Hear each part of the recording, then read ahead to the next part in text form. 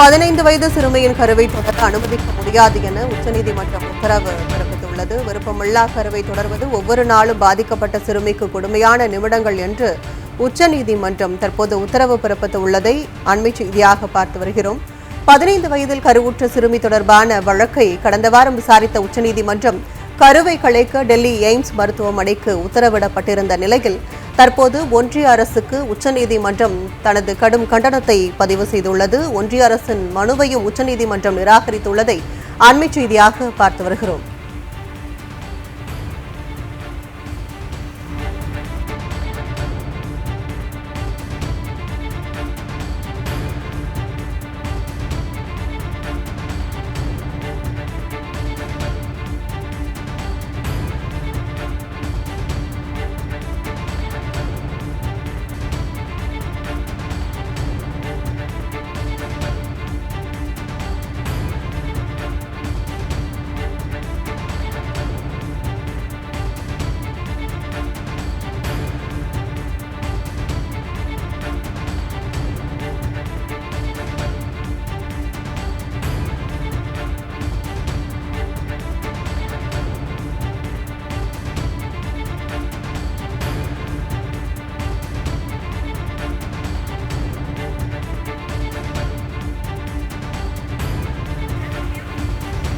பாலியல் வன்கொடுமையால் பாதிக்கப்பட்ட 15 வயது சிறுமியின் கருவை தொடர அனுமதிக்க முடியாது என உச்சநீதிமன்றம் உத்தரவு பிறப்பித்துள்ளதை அண்மை செய்தியாக பார்த்து வருகிறோம். இதுகுறித்த விரிவான விவரங்களை டெல்லி சிறப்பு செய்தியாளர் பால்முருகன் வழங்க கேட்கலாம்.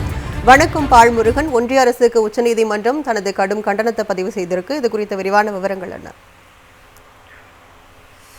அதாவது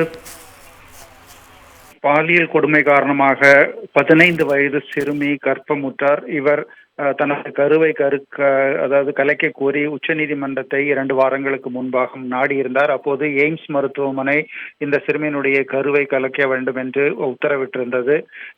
ஆனால் இன்று ஒன்றிய அரசு தரப்பில் உச்சநீதிமன்றத்தில் சீராய்வு மனு ஒன்று தொடரப்பட்டிருந்தது. அந்த வழக்கு இன்று தலைமை நீதிபதி முன்பாக முறையீடு செய்யப்பட்டது. அப்போதுதான் உச்சநீதிமன்ற தலைமை நீதிபதி அமர்வு இந்த விவகாரத்தில் ஒன்றிய அரசுக்கு கடுமையான கண்டனங்களை தெரிவித்திருக்கிறது. இந்த 15 வயது சிறுமிக்கு ஏற்பட்டிருப்பது அப்பட்டமான பாலியல் வன்முறை என்று நீதிபதிகள் குறிப்பிட்டார்கள். அந்த சிறுமியினுடைய மனநிலையை புரிந்து கொள்ள வேண்டும். ஒவ்வொரு நிமிடமும் அவருக்கு கொடுமையான நிமிடங்கள். ஆகவே எக்காரணம் கொண்டும் தொடர்ந்து கருவை அவர் சுமப்பதை அனுமதிக்க முடியாது என்று தெரிவித்தார்கள். எய்ம்ஸ் மருத்துவமனை மருத்துவர்கள் சார்பிலும் ஒன்றிய அரசு சார்பிலும் இன்னும் 4 வாரங்கள் அவர் கருவை தொடர வேண்டும் உத்தரவிட வேண்டும் என்று கோரினார்கள். அதனையும் உச்சநீதிமன்றம் ஏற்க மறுத்துவிட்டது. விருப்பமில்லா கருவை ஒரு நாளும் அனுமதிக்க முடியாது. இந்த திருமணத்துக்கு பிறகு அவருக்கு ஏற்படும் நிலை அதைவிட மோசமானது. அந்த குழந்தையை பெற்றெடுத்து தத்தெடு கொடுப்பது என்பது அது மற்றொரு கொடுமையான பிரச்சனைகளை சந்திக்க வேண்டிய சூழ்நிலைகள் ஏற்படும். ஆகவே சிறுமியினுடைய கருவை தொடர அனுமதிக்க முடியாது. ஏற்கனவே பிறப்பித்த உச்சநீதிமன்ற உத்தரவை செயல்படுத்த வேண்டும். பெற்றோருக்கும் மருத்துவமனைக்கும் இடையே மோதலை ஏற்படுத்த முயற்சிக்க கூடாது. ஆகவே தனிநபர் பிரச்சனை தான் இங்கு முக்கியமானது. தனிநபருடைய விருப்பத்துக்கு ஏற்ப அரசு மருத்துவமனையும் அரசும் செயல்பட வேண்டும் என்று உத்தரவிட்டு ஒன்றிய அரசினுடைய கோரிக்கையை தற்போது உச்சநீதிமன்றம் நிராகரித்து உத்தரவிட்டிருக்கிறது. ஏற்கனவே ஒரு முறை உச்சநீதிமன்றம் இதே போன்று நிராகரித்து உத்தரவிட்டிருந்த நிலையில் மறுசீராய்வு மனுவுடன் ஒன்றிய அரசு உச்சநீதிமன்றத்தை நாடியது. அதனையும் தற்போது உச்சநீதிமன்றம் ஏற்க மறுத்திருக்கிறது. உச்சநீதிமன்றத்தின் உத்தரவு குறித்த விரிவான விவரங்களுக்கு நன்றி பால்முருகன்.